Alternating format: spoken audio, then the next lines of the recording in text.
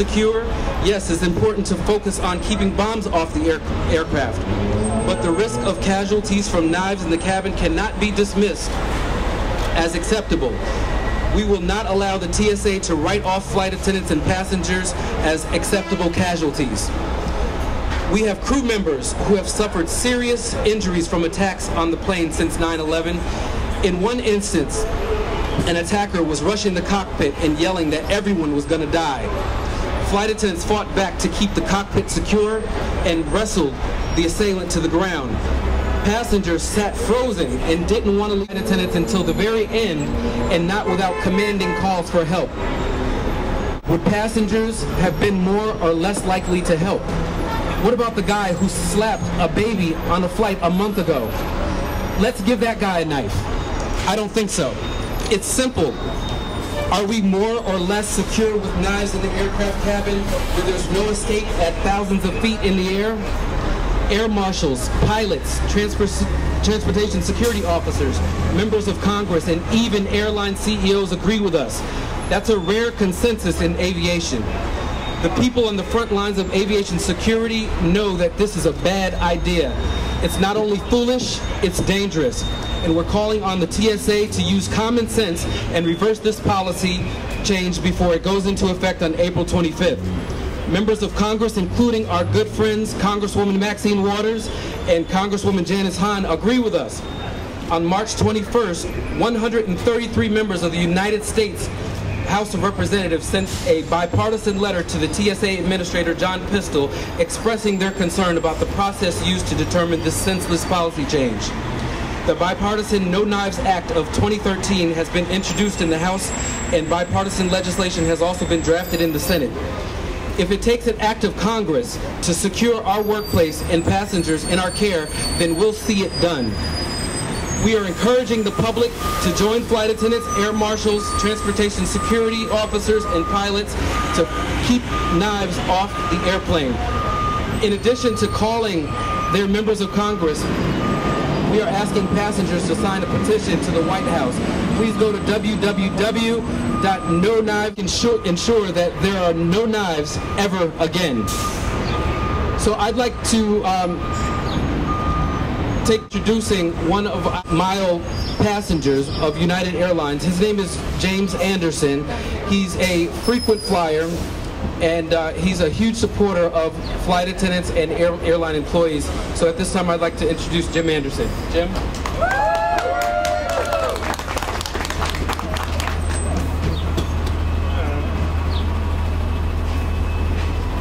I'd like to thank the FAA for inviting me here to take part in this effort to get the word out that we need to pressure the TSA to retract their decision to allow some small knives and sports equipment to be carried on board flights departing from U.S. cities. I was asked to be here to speak on behalf of all of us frequent flyers who cannot understand the reasoning for this change.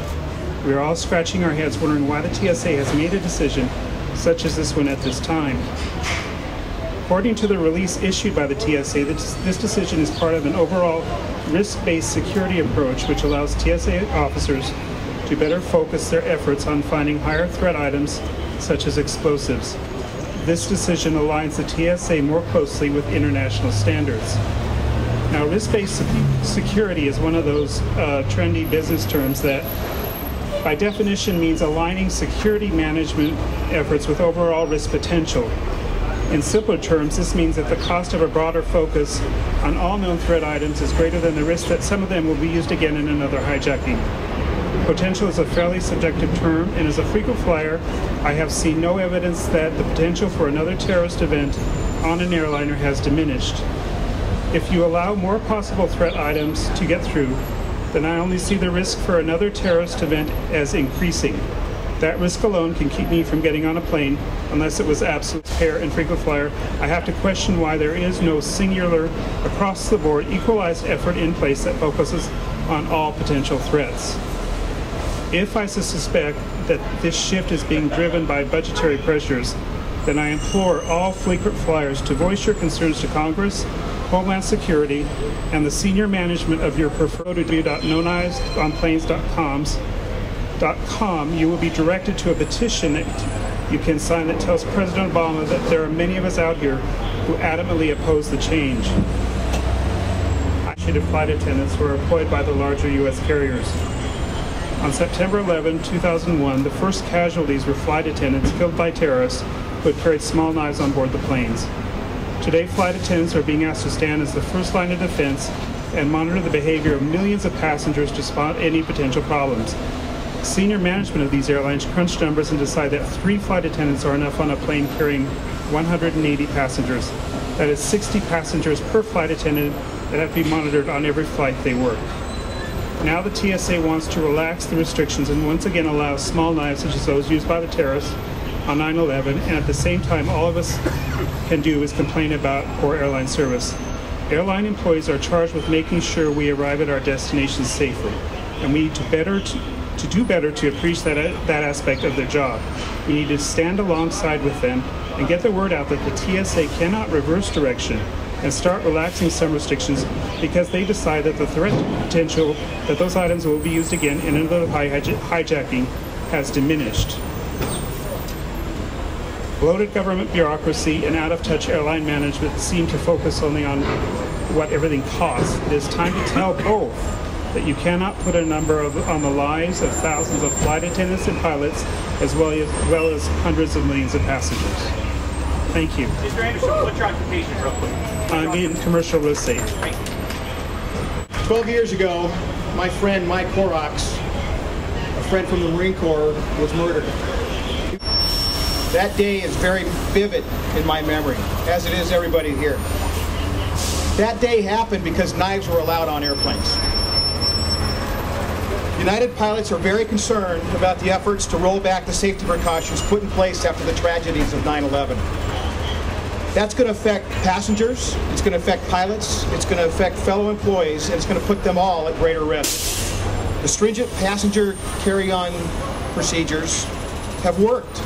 Why in the world do we want to roll those back? My colleagues, everybody here, and I are the frontline employees on aviation security. We're on the front lines every day. The safety of our passengers, our crew, is our #1 priority. The current ban on dangerous objects is an integral layer of aviation security. Removing that ban is a bad idea. It's the responsibility of all of us to never forget what happened on 9/11. Will put crew members and the flying public at an unnecessary risk. If TSA won't reverse this crazy policy of allowing knives back on airplanes, then we will continue to push Congress to pass legislation to reverse this risky policy. In addition, we'll also push Congress to mandate secondary safety barriers. Thank you. And Maxine Waters is my member of Congress. She never forgets the flight attendants, and she has been our advocate in Congress on everything from preserving our pensions to providing us with OSHA protections, and now this. She has co-sponsored the bill that would stop the TSA policy change and keep the ban on knives. Maxine Waters stands with us in Congress, and we are proud to stand with her today in opposing this ridiculous policy change. Please welcome Congresswoman Maxine Waters.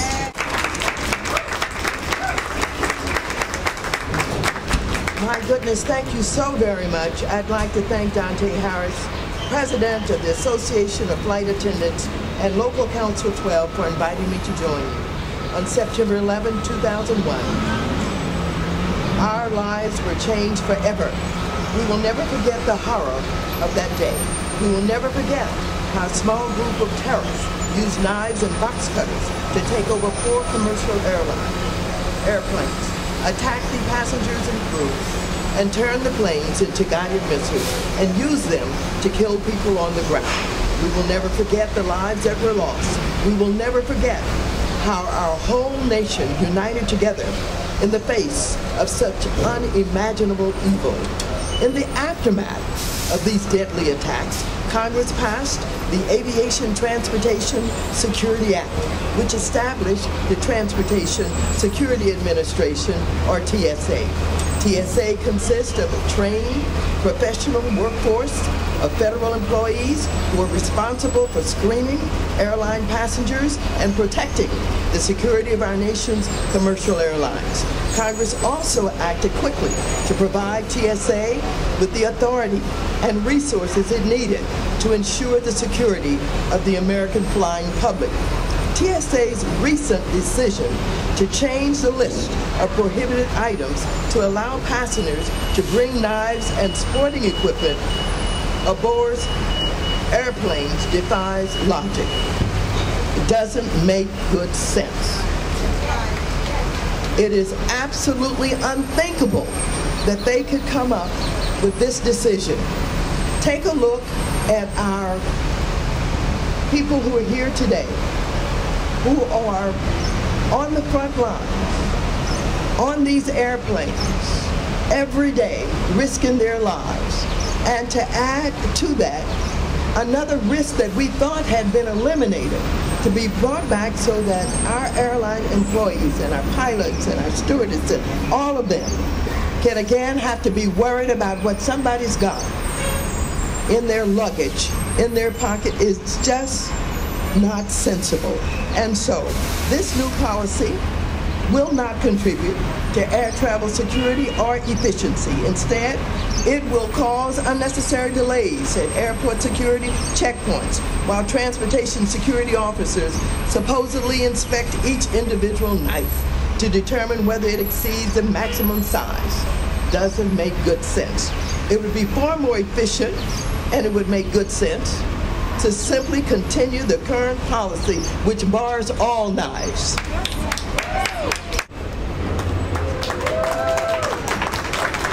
Good afternoon. As the exclusive representative of transportation security officers nationwide, AFG stands with the Association of Flight Attendants Union, the Air Marshals, and the American traveling public in sending a message to Congress and to TSA, no knives on planes. We at AFGE are here to protect every passenger and every crew member on the aircraft. AFGE is a partner with all segments of the airline industry in securing the airways.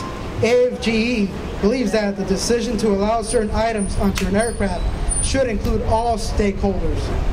For TSOs in the screening process, the new rule will mean more disputes with passengers who want to argue about whether their knife is permissible.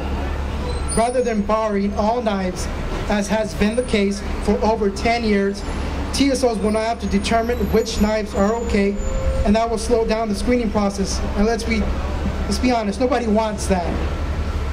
But we ultimately must consider who is now at a greater risk: the flight attendant. Terrorists armed with knives were responsible for 9/11. Irate passengers attack flight attendants, passengers, and TSOs every year. Allowing knives increases the safety and security risks to all, period. At all times, we must err on the side of safety and security. We arm pilots. We lock the cockpit door, but while terrorists armed with knives may no longer be able to bring down the aircraft, casualties in the cabin must never be considered acceptable. During 9/11, it was the flight attendants who were attacked first. Now we ask that these flight attendants to become an experiment with aviation security. While there must always be vigilance to the larger security threats like bombs and liquid explosives, it must be recognized that even a small knife is an unacceptable increased risk to security and safety. The flight attendants don't want knives on planes. The pilots don't want knives on planes. The air marshals don't want knives on planes. The airlines don't want knives on planes. The flying public doesn't want knives on planes. And AFGE doesn't want knives on planes. We AFG stand with our brothers and sisters in the airs. No knives on planes. No knives on planes. No knives on planes. Congresswoman Janice Hahn. Thank you, Dante. Thank you. I am so glad to be here today to join with my colleague, Congresswoman Maxine Waters, flight attendants, our pilots, workers at the airport, our airport police officers, to say this is a bad idea. This was a bad idea that should be reversed.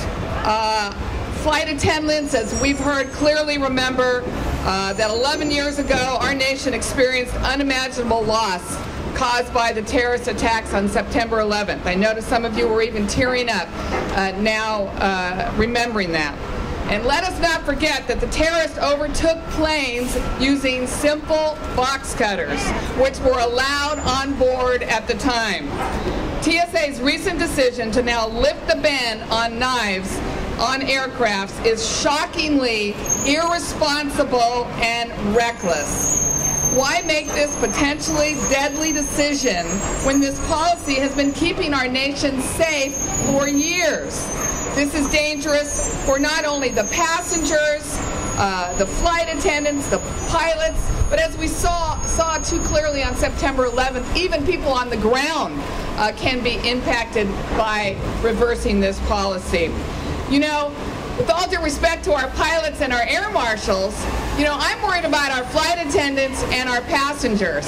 You know, the pilots, God bless them, are locked behind 2 cockpit doors. Our air marshals are armed, but our flight attendants and our passengers are really the ones who are vulnerable. And how many of us have flown on a plane when a passenger has had too much to drink, becomes belligerent, and has to be restrained by plastic handcuffs?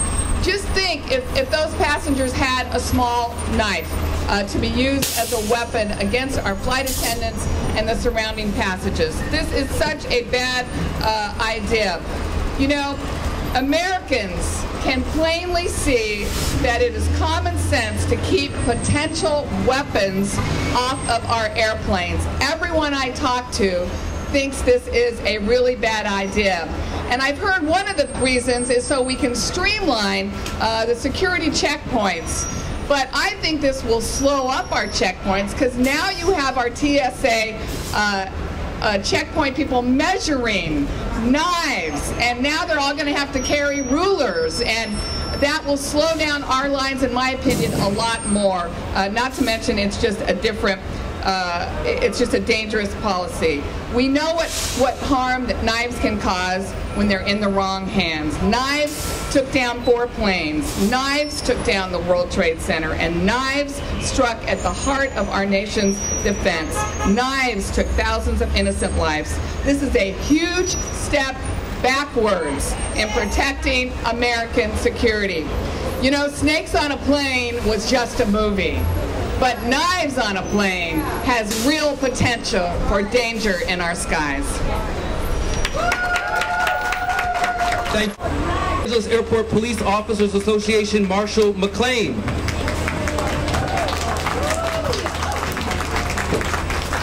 You know, I was just going to mention that it was April Fool's Day. I was waiting for someone to wake me up because this doesn't make any sense. I'm standing here representing the Airport Peace Officers Association, that we represent all the airports in the city of Los Angeles. But I'm also here on behalf of another coalition that we started about a year ago to deal with situations just like this.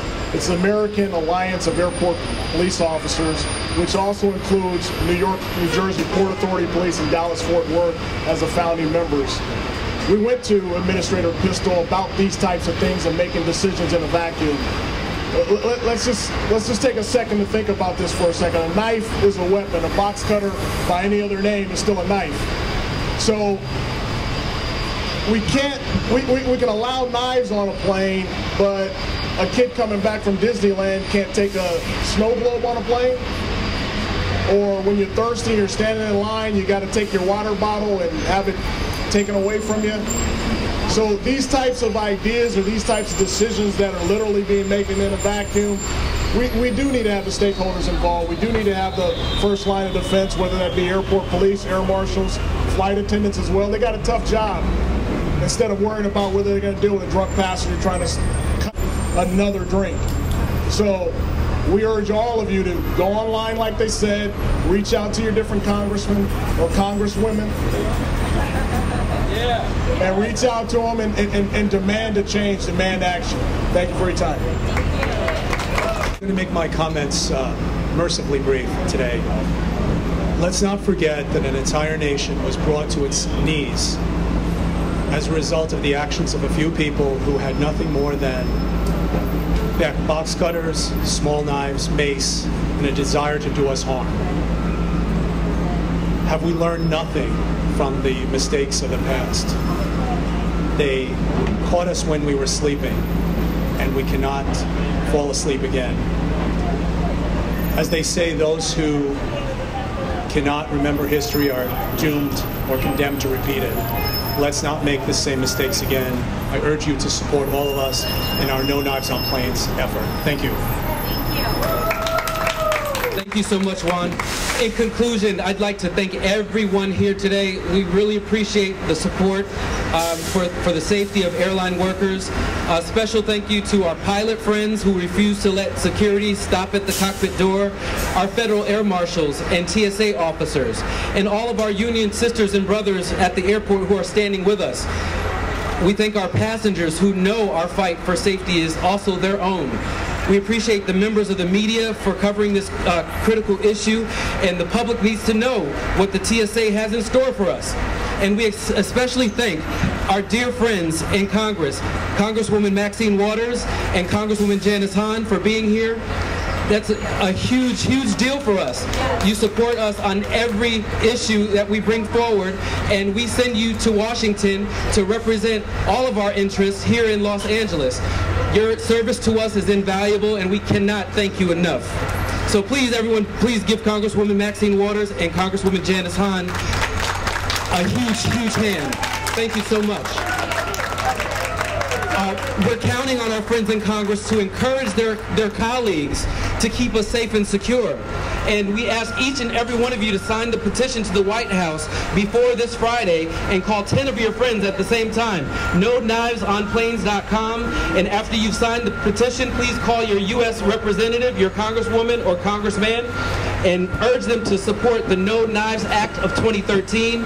We promised almost 12 years ago that we would never forget, and we're going to keep our promise. We're going to keep our promise to our heroes who died on September 11th. Thank you so much for being here, and thank you again, Congresswoman Maxine Waters and Congresswoman Janice Hahn. Thank you very much, Dante.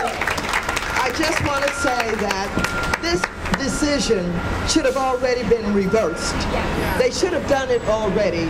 We go back to Washington next Monday, and if it has not been done, I'm going to lead a delegation over to TSA, and we're going to demand that they reverse that policy right away. We shouldn't have to continue to worry about this. So if it has not been done by next Monday, we're going to take a delegation over there and demand that they do it. Thank you. I live in Redondo Beach. Oh, okay, okay. Down at the Veterans Day. Okay. So my Thank you. Well, I gotta go do my application. Thank you. I'll put it in my office. Thank you. What are you trying? These people are crazy. Okay, so thank you so much for coming out and supporting us. We so much appreciate all your work to help us. Absolutely. We appreciate it. so maybe you guys can talk. Okay, all right. Okay, what's the best? Here, you want to Sure.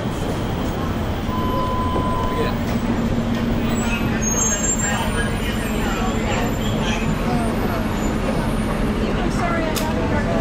Oh, me too. Oh, here she goes. Here she goes. Yeah, oh, no. There you go. It's on the camera. You should find it over there.